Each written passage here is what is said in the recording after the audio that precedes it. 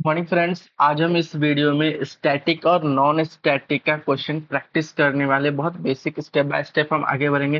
पिछले वीडियो में मैंने स्टैटिक और नॉन स्टैटिक क्या होता है मैंने वो बताया था, डिफरेंस बिटवीन वे भी बताया था, और एक छोटा सा डेमो मैंने दिया था कोड का जो मैंने एक रन करके दिखाया था। ठीक है, तो यहाँ पर मैं कुछ क्वेश्चन जो है प्रैक्टिस करने वाला हूँ। चलिए मैं फाइल बना लेता हूँ। ठीक है, प्लस के आइकन पे क्लिक करके मैं एक काम करता हूँ, मैं ऐड डॉट और मैं 4 दे देता हूँ। ठीक है, और सॉरी, ऐड डॉट 4 डॉट जावा। ठीक है, यही एक्सटेंशन है। ठीक है, इससे ही फाइल बनता है। ठीक है, इसी टाइप से बनता है, ऑलरेडी मैं बता चुका हूँ। ठीक है, तो मेरा फाइल जो है क्रिएट हो चुका है और मेरा जो फाइल का नेम है वही क्लास का नेम है। ठीक है, तो अब जो है हम स्टार्ट करते हैं। ठीक है, तो मैं पहले स्टैटिक जो है स्टैटिक का बताने वाला हूँ। ठीक है, स्टैटिक बताने के बाद नॉन स्टैटिक बताऊंगा। ठीक है, तो चलिए। और हाँ, मैंने जब डिफरेंस बिटवीन बता रहा था तो डिफाइन जब बता रहा था स्टैटिक का, तो सबसे पहले क्या स्टैटिक में आपको स्टैटिक कीवर्ड का यूज करना है। ठीक है, तो यहाँ पर भी मैं स्टैटिक का कीवर्ड यूज करूंगा। ठीक है, उसके बाद मैं इंटीजर लूंगा क्योंकि मुझे इंटीजर वैल्यू चाहिए होगा। ठीक है, तो a इज इक्वल टू मैं 10 ले लेता हूँ। ठीक है, जब भी आप स्टैटिक कीवर्ड जब भी लगा रहे हो तो समझ लीजिए वो स्टैटिक है।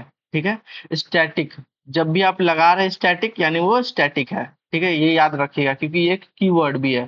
ठीक है, उसके बाद चलिए फिर से एक लिखते हैं, static int B is equal to मैं ले लेता हूँ 20 ले लेता हूँ। ठीक है, चलिए उसके बाद मैं क्या करता हूँ, अब स्टैटिक मेथड बनाने वाला हूँ। ठीक है, स्टैटिक वॉइड मैं ऐड कर देता हूँ। ठीक है, ऐड, यही है मेरा एक मेथड। ठीक है, सेम टू सेम ऐसे ही आपको कोड लिखना है और ऐसे ही आपको समझना है। उसके बाद मैं system dot out dot print L का यूज करने वाला हूँ, प्रिंट स्टेटमेंट। ठीक है,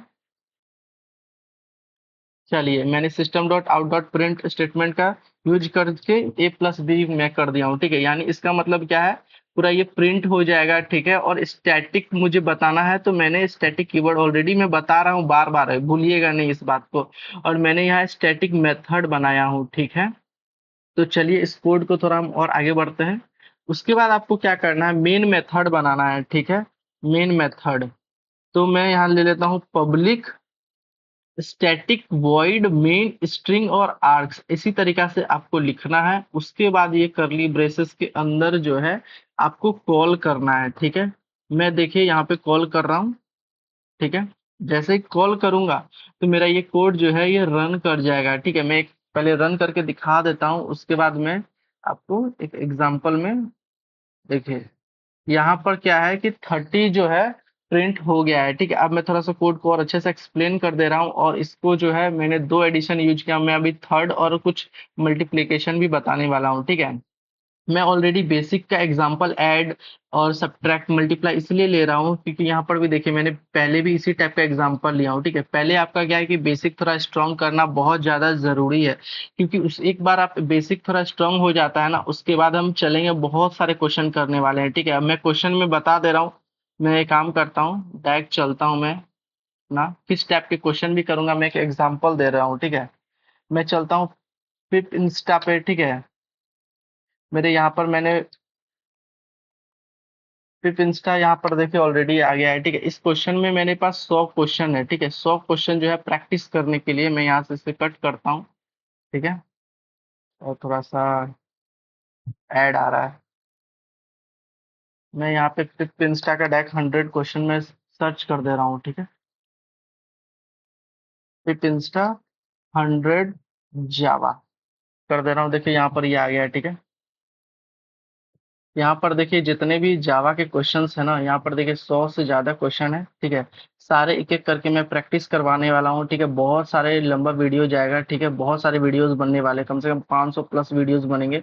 ये सारे क्वेश्चन आप खुद भी प्रैक्टिस कर सकते हैं क्योंकि मैं अभी बेसिक जो है स्ट्रॉन्ग कर रहा हूँ। ठीक है, तो एक्चुअली ये बताना था कि ये वेबसाइट से आप जाके पढ़ सकते हैं कैसे करना है कैसे नहीं करना है। ठीक है, चलिए फिर हम यहाँ पर जो है इसको बंद करते हैं, और ये जो है मैं बता दे रहा हूँ, एक बार फिर से एक्सप्लेन कर दे रहा हूँ। ठीक है, शुरू से मैं बता दे रहा हूँ, मेरा जो क्लास का नाम है एड 4 में दिया हूँ। ठीक है, जो फाइल का नाम होता है वही क्लास का नाम होता है जावा में, बहुत इंपॉर्टेंट लाइन है, आपको याद रखना है। ठीक है, मैंने स्टैटिक का यूज इसलिए किया हूँ क्योंकि मुझे यहाँ पर स्टैटिक का कोड लिखना है, ठीक है, स्टैटिक का, स्टैटिक, और उसके बाद हम नॉन स्टैटिक भी पढ़ेंगे, ठीक है।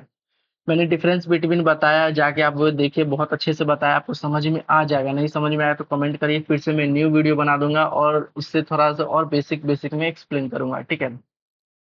यहाँ पर मैंने स्टैटिक का डिक्लेयर किया हूँ, ठीक है। यहाँ पर मैं दो वेरिएबल लेके स्टोर किया हूँ। मैंने ए वेरिएबल लिया हूँ, ठीक है, उसमें मैंने 10 दिया हूँ, 10 को ए में स्टोर कर लिया हूँ, और जो 10 है ये एक किस टाइप का डेटा है, ठीक है, ये जो है इंटीजर वैल्यू है, तो मैंने यहाँ पर इंट दिया है, ठीक है। इसी तरीके से मैंने बी में इस 10 20 को स्टोर किया हूँ और इंट लिया, इसीलिए लिया हूँ क्योंकि 20 जो है इंटीजर वैल्यू है, और इंटीजर को हम इंट डेटा टाइप से लेते हैं, ठीक है।